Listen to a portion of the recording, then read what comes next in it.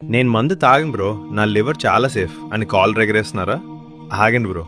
ఆ మందు బాటిల్ కంటే ప్రమాదకరమైన ఒక దొంగ మీ ఇంట్లోనే ఉన్నాడు. ఆ దొంగ పేరు షుగర్ అండ్ మైదా.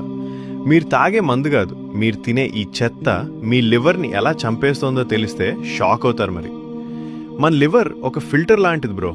కానీ నువ్వు రోజు తినే ఆ జంక్ ఫుడ్, కూల్ డ్రింక్స్, స్వీట్ల వల్ల వచ్చే ఎక్స్ట్రా గ్లూకోజ్ లివర్లో కొవ్వులా మారిపోతుంది. అంటే నువ్వు మందు తాగకపోయినా నీ లివర్ని ఒక ఆయిల్ ట్యాంక్లా మార్చేస్తున్నావు అనమాట.